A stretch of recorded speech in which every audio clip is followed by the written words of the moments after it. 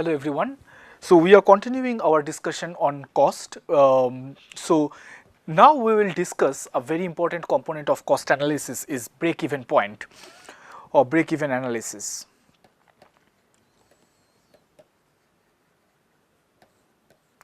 So while we are discussing or talking about break-even, it basically talks about the relationship between total revenue and total cost. So if I plot total revenue and total cost, if you remember how this total cost looks like, it's a sigmoid curve, something like this, something like this, and my total revenue curve, if I consider it to be a straight line, if I consider it to be a straight line, then my total revenue curve is this and total cost curve is this, and over here I have my quantity of production, and over here the y-axis my total cost. What we basically see that total revenue is the product of price and quantity. Total revenue is a product of price and quantity, and then if price is remaining fixed with the rise in quantity being produced, it is going to be a straight line through the origin. Now, this total revenue and total cost, when total cost is curvatures, that when it increases and it flattens and then again it increases at an increasing rate, when previously initially it increases at a decreasing rate. So we can see that when total revenue curve is above the total cost curve at this position, when total revenue curve is above the total cost curve, we have a positive profit, because at this total revenue is greater than total cost and therefore I have a positive profit. On the other hand, when I am here, we can see that total cost is more than the total revenue. So total cost is greater than the total revenue. That means I have a negative profit. That means I am incurring loss. Therefore, and at this point, which is basically the break-even point, on this point I have, this is my break-even point, where I have my total revenue equals the total cost. Total revenue equals the total cost, which shows that I am having a zero profit condition. At this particular output level, I have achieved, this is my Q say prime, I have achieved my break-even point where my total revenue is total cost. So when I am initially starting my production, my total cost is increasing, I don't get my total production, if you remember, is something like this, right? Just opposite to the total cost is something like this, yeah. So it is like first it is increasing at a decreasing rate, increases at an increasing rate, and then again it decreases at a increases at a decreasing rate. So if I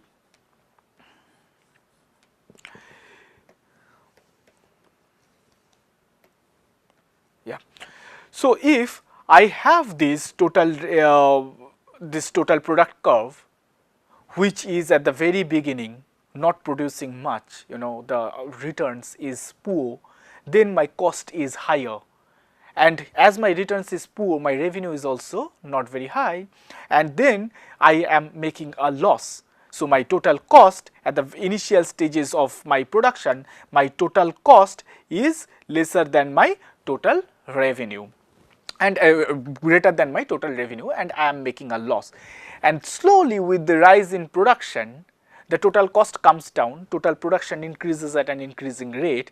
I move at a point where my total revenue meets the total cost, that is my break-even point, and I move further, total cost is lower than the total revenue, giving me a positive profit.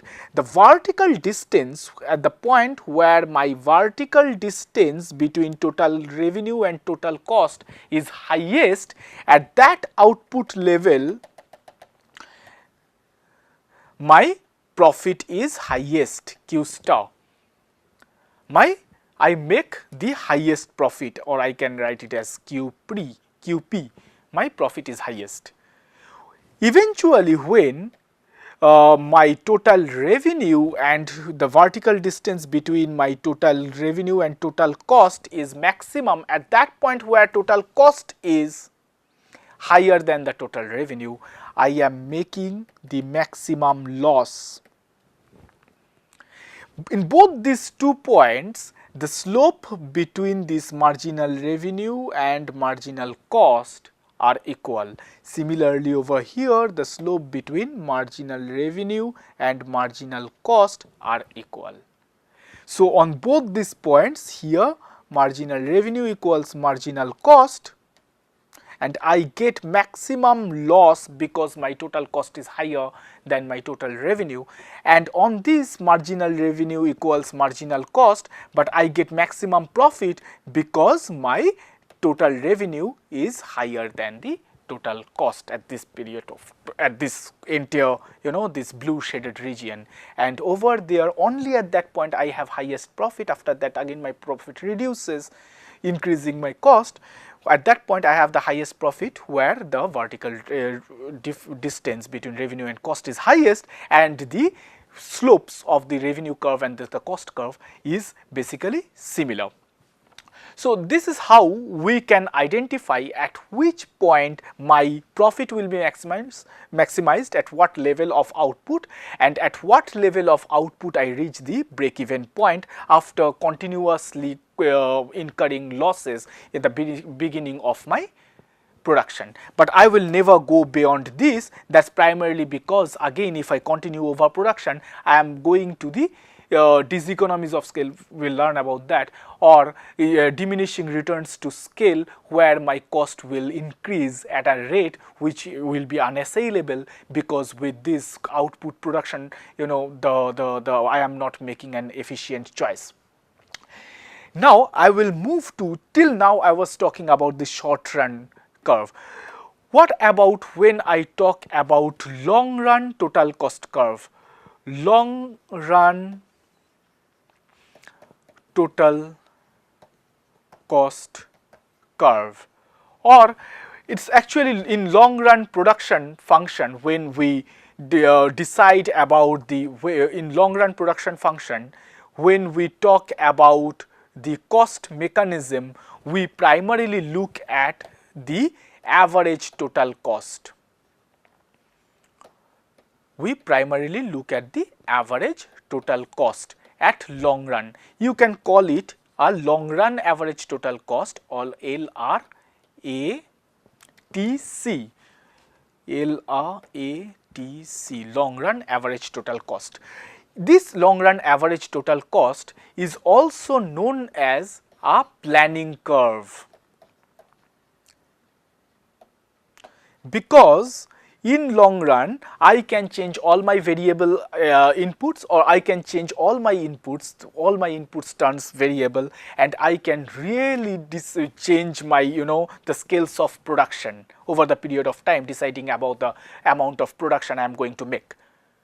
Therefore, I am planning for a longer duration, or for, for my future. Yes, so that is how we are, and that is when we are deciding about the cost mechanism given the long run cost mechanisms, and based on this long run average total cost I can identify that at which level I have this long run average total cost. How much? A long run average total cost shows the per unit cost for production at a longer period of time, where all my variables, all my inputs are variables, and based on my plant size, that is plant size means my capital and labor inputs, the amount of capital and labor, and the desired outcome. A long run average total cost is basically a combination of several short run average total cost curves. A combination of several average total cost curves, combination of multiple short run average total cost curves. Yes, how do I combine them? Let's see. So,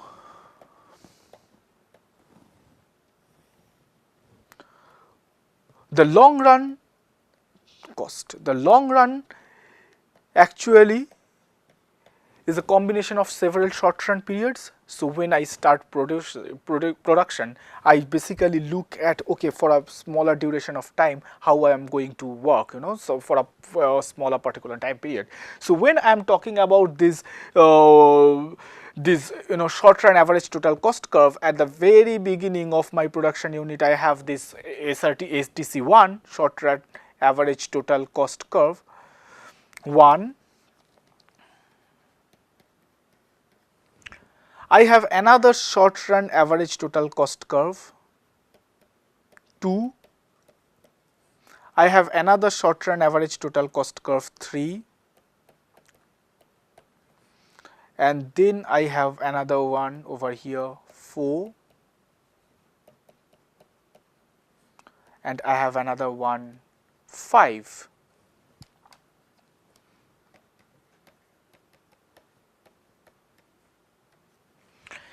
Yes. Now, at the short run average total cost, I am producing this much. As the short run average total cost, this is my best production. At this short run average total cost 3, this is my best production, and so on.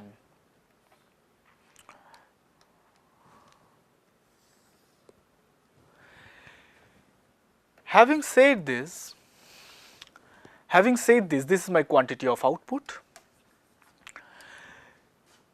If I am here at the short run 1, then I will manufacture only this much. When I move to short run 2, I eventually realize with higher production, I can move to short run average, say if my curve is something like this, SRATC 1, then I can, if I am continuing on SRATC 1, short run average total cost 1, then I am actually incurring a higher cost. So I will move to an unit where I am to SRATC 2, and I can find that with this quantity Q2, I am incurring a lower cost, and so on with moving from Q2 to Q3 with further production. I can move to SRATC 3 where my cost is further low. So in a long run, I will find these several points where for each input, for each output, I have different factors of production. So it will be something like this, and then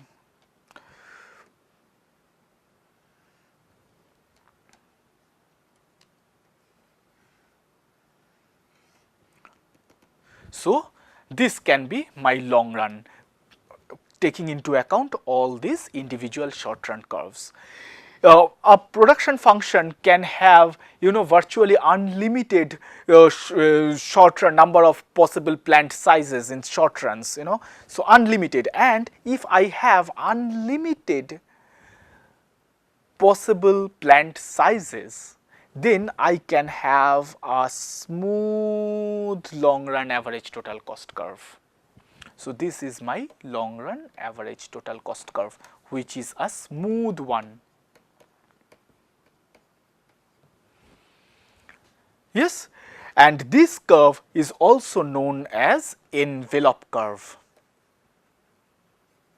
because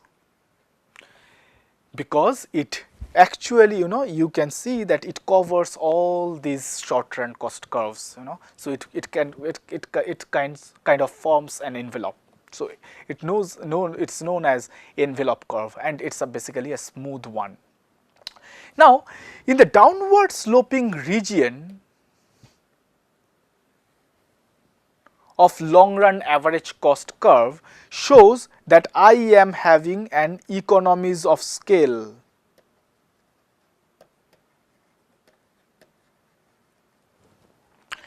In an increasing part where the cost curve goes upward sloping, then I have a diseconomies of scale.